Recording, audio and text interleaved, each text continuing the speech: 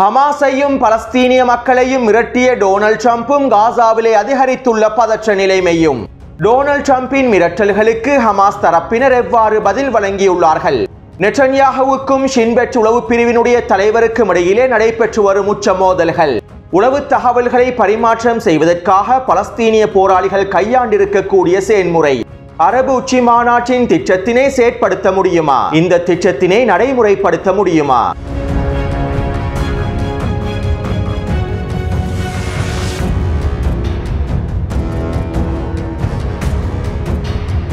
இன்று காலை ஈரான் தொடர்பாக முக்கியமான தகவல் ஒன்றினை என்னுடைய புதிய சேனலில் பதிவிட்டுள்ளேன். ஒரு முன்னாயத்த மற்றும் முன்னெச்சரிக்கை நடவடிக்கையாகவே இந்த புதிய சேனலையும் ஆரம்பித்துள்ளேன். இந்த புதிய சேனலின் மூலமாக மத்திய கிழக்கு செய்திகளையும் இன்னும் ஏனைய உலக செய்திகளையும் நான் பகிர்ந்து கொள்கின்றேன். இன்சைட் உலகம் என்கின்ற புதிய சேனலையும் சப்ஸ்கிரைப் செய்து உங்களுடைய முழுமையான ஆதரவை வழங்குவீர்கள் என்று நான் எதிர்பார்க்கின்றேன். இந்த புதிய சேனலினுடைய லிங்கினை கீழே பதிவிட்டுள்ளேன். இப்போது விடயத்திற்குள் வருவோம். அரபு உச்சி மாநாட்டினால் முன்வைக்கப்பட்டிருக்கக்கூடிய முடிவுகளை அரபு லீக்கும் ஏற்றுக்கொண்டுள்ளது.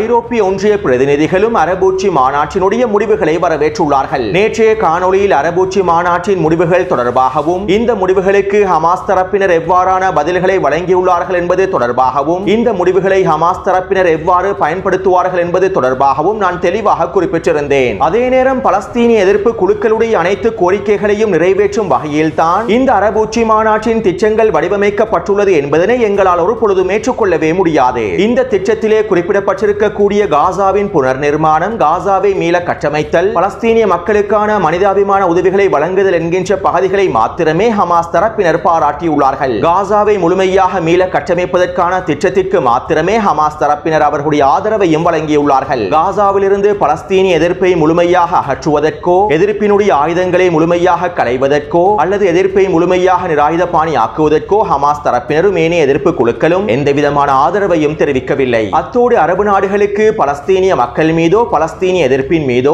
எந்த விதமான அன்பும் காதலும் கிடையாது. அவ்வாறு அரபு நாட்டு தலைமைகள் பலஸ்தீனிய மக்கள் மீது உண்மையான அன்பை வைத்திருந்தால் 16 மாதமாக பலஸ்தீனிய மக்கள் இனப்படுகொலை செய்யப்படுவதிலிருந்து பலஸ்தீனிய மக்களை பாதுகாப்பதற்கான வேலை திட்டங்களை மேற்கொண்டிருப்பார்கள். இஸ்ரேலிய ஆக்கிரமிப்பின் முற்றுகையினை முடிவுக்கு கொண்டு வருவதற்காகவும் காசாவில் நிரந்தர போர் நிறுத்தத்தினை ஏற்படுத்துவதற்காகவும் உச்ச அழுத்தங்களையும் ஏற்படுத்தி இருப்பார்கள். அரபு நாட்டு தலைமைகள் ஒரு பொழுதும் பலஸ்தீனிய எதிர்ப்பை ஆதரிக்கவில்லை. மறைமுகமாக கூட பெரிதாக பலஸ்தீனிய எதிர்ப்பை ஆதரிக்கவில்லை. உண்மையில் பலஸ்தீனிய மக்களையும் பலஸ்தீனிய எதிர்ப்பையும் பலஸ்தீனிய காரணத்தையும் அரபு நாட்டு தலைமைகள் அவர்களுக்கான மிகப்பெரிய அச்சுறுத்தலாகவே கருதுகின்றார்கள். அவர்களுடைய ஆட்சி அதிகாரங்களை தக்க வைத்துக் கொள்வதற்கு மிகப்பெரிய அச்சுறுத்தலாகவே பார்க்கின்றார்கள் என்பதனையும் நாங்கள் தெளிவாக புரிந்து கொள்ள வேண்டும். எனவே இந்த அரபு உச்சி மாநாட்டில் முன்வைக்கப்பட்டிருக்கக்கூடிய திட்டத்திலே ஹமாஸை நாங்கள் முழுமையாக காசாவிலிருந்து நீக்குவோம், எதிர்ப்பு குழுக்களுடைய ஆயுதங்களை முழுமையாக களைந்து விடுவோம், ஹமாஸையும் ஏனைய எதிர்ப்பு குழுக்களையும் முழுமையாக நிராயுத பாணியாக்குவதற்கான எல்லா விதமான அழுத்தங்களையும் வழங்குவோம் என்று நேரடியாக குறிப்பிடாவிட்டாலும் இந்த திட்டத்தினை பயன்படுத்தி இவற்றினை மறைமுகமாக மேற்கொள்வதற்கான காசாவிலே எதிர்ப்பை முடக்குவதற்கான வாய்ப்புகள் அதிகமாகவே காணப்படுகின்றன.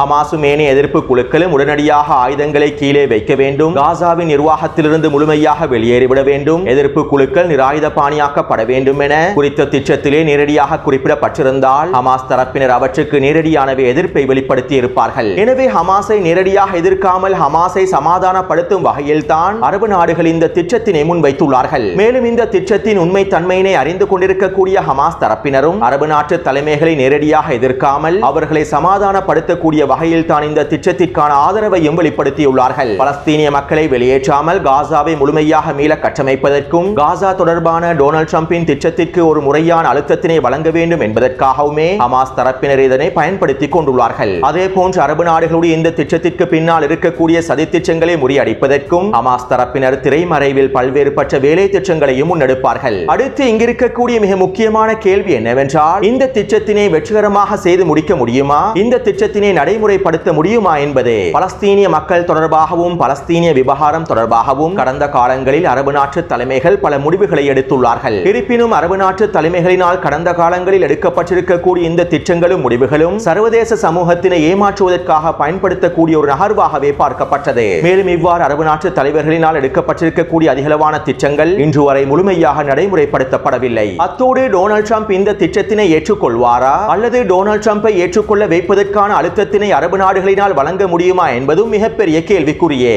வெளிப்படையாக குறிப்பிடுவதாக இருந்தால் அரபு நாட்டு தலைமைகளினால் டொனால்ட் ட்ரம்புக்கு எந்த விதமான அழுத்தத்தையும் வழங்கவே முடியாது. டொனால்ட் ட்ரம்பை எதிர்த்து அரபு நாட்டு தலைமைகளினால் எந்த விதமான முடிவையும் எடுக்கவே முடியாது. சவுதி அரேபியா தற்போது அமெரிக்காவிலே $1 டிரில்லியன் அமெரிக்க டாலர்கள் பெறுமதி அளவிலான முதலீட்டை மேற்கொள்ளப் போகின்றது. மேலும் சவுதி அரேபியாவின் பாதுகாப்பை பலப்படுத்துவதற்காகவும் சவுதி அரேபியாவுக்கு தேவையான அனைத்து விதமான இராணுவ உதவிகளையும் அமெரிக்காவே தொடர்ச்சியாக வழங்கி வருகின்றது. அது மட்டுமல்லாமல் சவுதி அரேபியாவுக்கும் அமெரிக்காவுக்கும் இடையிலே பாதுகாப்பு ஒப்பந்தங்களும் கைச்சாத்திடப்பட்டுள்ளன. மத்திய கிழக்கு பிராந்தியத்திலே சவுதி அரேபியாவின் பாதுகாப்பை உறுதிப்படுத்துவதாக அமெரிக்க நிர்வாகம் உறுதி பூண்டுள்ளது. இப்படியான நிலைமையில் காசா தொடர்பான திட்டத்தினை ஏற்றுக்கொள்ளுமாறு டொனால்ட் ட்ரம்புக்கு சவுதி அரேபியாவினால் அழுத்தத்தினை வழங்க முடியுமா? நீங்கள் காசா தொடர்பான எங்களுடைய திட்டத்தினை ஏற்றுக்கொண்டுதான் ஆக வேண்டும் என டொனால்ட் ட்ரம்புக்கு எதிராக சவுதி அரேபியாவினால் செயற்பட முடியுமா? இதனால் தான் என்னவோ சவுதி அரேபியாவினுடைய பட்சத்தில் இளவரசர் அரபு உச்சி மாநாட்டிலும் கூட கலந்து கொள்ளவில்லை. அதே போன்று எகிப்தும் ஜோர்டானும் அமெரிக்காவின் உதவிகளிலேயே தங்கியுள்ளன.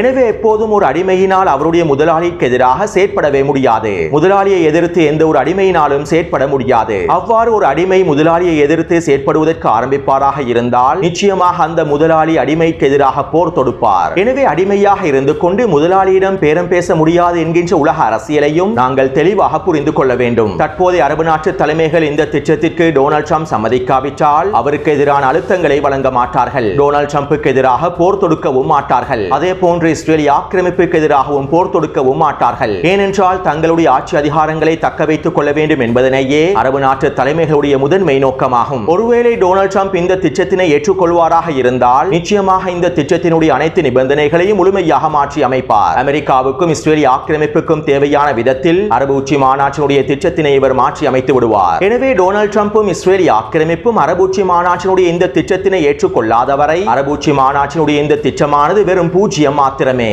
இது ஹமாஸ் தரப்பினருக்கும் நன்றாகவே தெரியும். இதனால் தான் ஹமாஸ் தரப்பினர் ஆவேசப்பட்டு கருத்துக்களையும் அறிக்கைகளையும் வெளியிடாமல் கடமைக்காக அறிக்கைகளை வெளியிட்டிருந்தார்கள். அத்தோடு காசாவிலே நிரந்தர யுத்த நிறுத்தத்தினை ஏற்படுத்தாமல் இந்த திட்டத்தினை முழுமையாக நடைமுறைப்படுத்தவே முடியாது. தற்போது காசாவின் 2ஆம் கட்ட யுத்த நிறுத்த ஒப்பந்தத்தினை செயற்படுத்துவதற்கே முடியாத நிலைமை காணப்படுகின்றது. இப்படியான நிலைமையில் இந்த திட்டத்தினை எவ்வாறு வெற்றிகரமாக மேற்கொள்ள முடியும் என்கின்ற கேள்விகளும் எழுப்பப்படுகின்றன. எனவே இந்த தகவல்களின் மூலமாக அரபு உச்சி மாநாட்டினுடைய திட்டம் தொடர்பான முழுமையான தெளிவு கிடைத்திருக்கும் என நான் நம்புகின்றேன்.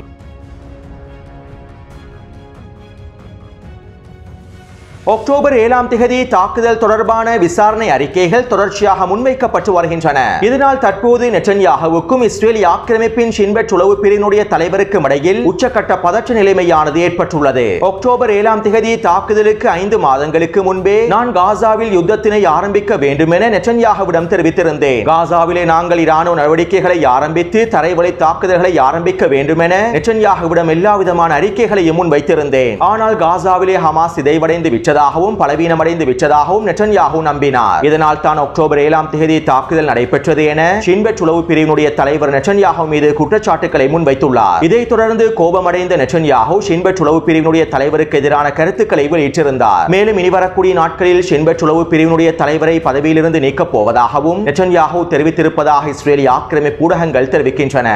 அத்தோடு இன்றைய தினம் ஷின் பெட் உளவு பிரிவினுடைய முக்கியமான 6 தளபதிகள் தங்களுடைய பதவிகளை ராஜினாமா செய்திருக்கின்றார்கள் என்பதும் குறிப்பிடத்தக்க விடயமாகும். அடுத்து அக்டோபர் 7ஆம் தேதி தாக்குதல் தொடர்பான விசாரணை அறிக்கையில் இருக்கக்கூடிய சில முக்கியமான விடயங்களை இஸ்ரேலிய ஆக்கிரமிப்பினுடைய இராணுவ ஆய்வாளர் எலோன் பென் டேவிட் இஸ்ரேலிய ஆக்கிரமிப்பு ஊடகங்களிடம் வெளியிட்டுள்ளார். அக்டோபர் 7ஆம் தேதி தாக்குதலுக்கான மிக முக்கியமான காரணங்களில் காசா தொடர்பான உளவு தகவல்களை இஸ்ரேலிய இராணுவத்தினால் பெற்றுக்கொள்ள முடியாமல் அமைந்திருந்ததும் ஒரு முக்கியமான விடயமாகும். 2017ஆம் ஆண்டு தொடக்கம் காசாவிலே இஸ்ரேலிய இராணுவத்தினால் உளவாளிகளை வேலைக்கு அமர்த்த முடியவில்லை. காசாவில் இருந்து உளவு தகவல்களையும் இஸ்ரேலிய இராணுவத்தினால் பெற்றுக்கொள்ள முடியவில்லை. 2017ஆம் ஆண்டு ஹமாஸினுடைய தலைவர் ஒருவர் படுகொலை செய்யப்பட்டதற்கு பிறகு உளவாளிகள் அனைவரையும் தூக்கிலிடுமாறு யஹ்யா சின்வர் உத்தரவுகளை வழங்கியிருந்தார். மேலும் 2017ஆம் ஆண்டிலிருந்து காசாவில் இருக்கக்கூடிய உளவாளிகளை முழுமையாக அழிப்பதற்கான வேலை திட்டங்களையும் யஹ்யா சின்வர் அதிரடியாக மேற்கொண்டிருந்தார். இதனால் இஸ்ரேலிய இராணுவத்தினால் காசாவில் இருந்து உளவாளிகளை முழுமையாக பெற்றுக்கொள்ள முடியவில்லை. அதே போன்று ஹமாஸினுடைய மூத்த தலைமைகளுக்கும் தளபதிகளுக்கும் இன்னும் ஏனைய முக்கிய புள்ளிகளுக்கும் இடையில் நடைபெறக்கூடிய உரையாடல்கள், தகவல் பரிமாற்றங்கள் அல் குர்ஆனை பயன்படுத்தி மேற்கொள்ளப்பட்டுள்ளன.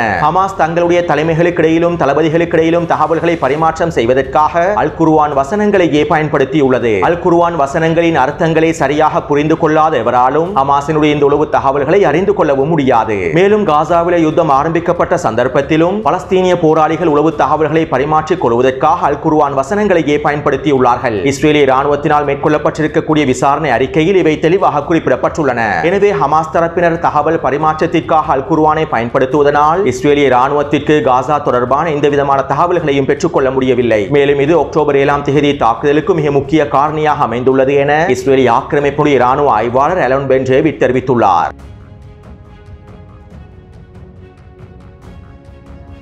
இஸ்ரேலிய ஆக்கிரமிப்பு காசாவிற்குள்ளே வான்வழி தாக்குதல்களையும் பீரங்கி தாக்குதல்களையும் துப்பாக்கிச் சூட்டு தாக்குதல்களையும் மேற்கொண்டு வருகின்றது. நேற்றிரவு வடக்கு காசாவின் வடக்கு பிரதேசமான பைச்சரோன் எல்லை பிரதேசத்திலே இஸ்ரேலிய ஆக்கிரமிப்பு 3 வான்வழி தாக்குதல்களை மேற்கொண்டுள்ளது. மேலும் கான் யூனிஸின் கிழக்கு பிரதேசத்திலும் சுஜையாவின் கிழக்கு பிரதேசத்திலும் ரஃபாவின் தெற்கு பிரதேசத்திலும் இஸ்ரேலிய ஆக்கிரமிப்பு பீரங்கி தாக்குதல்களை மேற்கொண்டுள்ளது. அடுத்து டொனால்ட் ட்ரம்பின் ரமலான் மாதத்திற்கான திட்டத்தினை ஹமாஸ் தரப்பினர் முழுமையாக ஏற்றுக்கொண்டு அனைத்து பணைய கைதிகளையும் முழுமையாக விடுதலை செய்ய வேண்டும் என இஸ்ரேல் ஆக்கிரமிப்பு தலைமைகள் தொடர்ச்சியான அழுத்தங்களையும் மிரட்டல்களையும் வெளியிட்டு வருகின்றார்கள். மேலும் நேற்றிரவு ஹமாஸினால் விடுவிக்கப்பட்டிருக்கக்கூடிய இஸ்ரேலிய ஆக்கிரமிப்பு பணைய கைதிகள் அமெரிக்காவுக்கு விஜயம் செய்து டொனால்ட் ட்ரம்பை சந்தித்து கலந்துரையாடல்களை மேற்கொண்டுள்ளார்கள். மேலும் ரமலான் மாத திட்டத்தினை ஹமாஸ் தரப்பினர் ஏற்றுக்கொண்டு அனைத்து பணைய கைதிகளையும் விடுதலை செய்வதற்கான அழுத்தத்தினை டொனால்ட் ட்ரம்ப் கடுமையாக வழங்க வேண்டும் என்றும் இஸ்ரேலிய ஆக்கிரமிப்பு தலைமைகள் கோரிக்கை விடுத்திருந்தார்கள். இப்படியான நிலைமையிலேயே நேற்றிரவு டொனால்ட் ட்ரம்ப் மிரட்டலான எச்சரிக்கைகளை வெளியிட்டிருந்தார். ஷெலோம் ஹமாஸ், நீங்கள் இப்போது தேர்வு செய்ய வேண்டும். தற்போது நீங்கள் அனைத்து பணைய கைதிகளையும் முழுமையாக விடுதலை செய்துவிட வேண்டும். நீங்கள் கொலை செய்த எங்களுடைய பணைய கைதிகளின் உடல்களையும் நீங்கள் கொடுத்து விட வேண்டும், அல்லது உங்களுடைய கதை மொத்தமாக முடிக்கப்பட்டுவிடும். நோய்வாய்ப்பட்ட மற்றும் மனநிலை சரியில்லாதவர்கள் மாத்திரமே இவ்வாறு இறந்தவர்களுடைய உடல்களை வைத்துக் கொண்டிருப்பார்கள். நீங்கள் நோய்வாய்ப்பட்டிருக்கின்றீர்கள். நான் வேலையை முடிப்பதற்கு இஸ்ரேலுக்கு தேவையான அனைத்தையும் முழுமையாக வழங்கி இருக்கின்றேன். நான் சொல்வது போல் நீங்கள் செய்யாவிட்டால் ஒரு ஹமாஸ் உறுப்பினர் கூட உயிரோடு இருக்க மாட்டார். நான் உங்களுடைய முன்னாள் பணைய கைதிகளை தற்போது தான் சந்தித்தேன். நீங்கள் அவர்களை அளித்துள்ளீர்கள். இதுதான் உங்களுக்கான கடைசி எச்சரிக்கை. தற்போது நீங்கள் காசாவை விட்டு வெளியேறுவதற்கான காலமும் நேரமும் வந்துவிட்டது. அதே போன்று உங்களுக்கும் காசாவில் இருக்கக்கூடிய மக்களுக்கும் ஒரு வாய்ப்பும் காணப்படுகின்றது. ஒரு அழகான வாழ்க்கை உங்களுக்காக காத்துக் கொண்டிருக்கின்றது. நீங்கள் காசாவை விட்டு வெளியேறி இந்த அழகான வாழ்க்கையை பெற்றுக் கொள்ளுங்கள். ஆனால் இதற்கு மேலும் நீங்கள் எங்களுடைய பணைய கைதிகளை வைத்திருந்தால் இவ்வாறு நடக்காது. உங்களுக்கு அழகான எதிர்காலமும் இருக்காது. எங்களுடைய பணைய கைதிகளை நீங்கள் விடுவிக்காவிட்டால் நீங்கள் இறந்து விடுவீர்கள். எனவே ஒரு சிறந்த முடிவை எடுங்கள். ஸ்மார்ட்டாக சிந்தியுங்கள். அனைத்து பணைய கைதிகளும் முழுமையாக விடுவிக்கப்பட வேண்டும், அல்லது உங்களுக்கான நரகம் காத்துக் கொண்டிருக்கின்றது என டொனால்ட் ட்ரம்ப் கருத்துக்களை வெளியிட்டுள்ளார். இதைத் தொடர்ந்து இஸ்ரேலிய ஆக்கிரமிப்பின் வலதுசாரி அமைச்சர் பென் குவிர் இவ்வாறு தெரிவித்துள்ளார். டொனால்ட் ட்ரம்பினுடைய மிரட்டலான எச்சரிக்கையில் இருந்து நாங்கள் பயன்களை பெற்றுக் கொள்ள வேண்டும். காசாவிலே அவசரமாக நரகத்தின் கதவுகளை திறக்க வேண்டும். காசாவிலே நரகத்தின் கதவுகளை திறப்பதன் மூலமாக மாத்திரமே எங்களுடைய பணைய கைதிகளை எங்களால் மீட்டெடுக்க முடியும். நாங்கள் காசாவிலே விரைவாக போரை ஆரம்பித்து டொனால்ட் ட்ரம்பின் திட்டங்களை செயற்படுத்த வேண்டும் என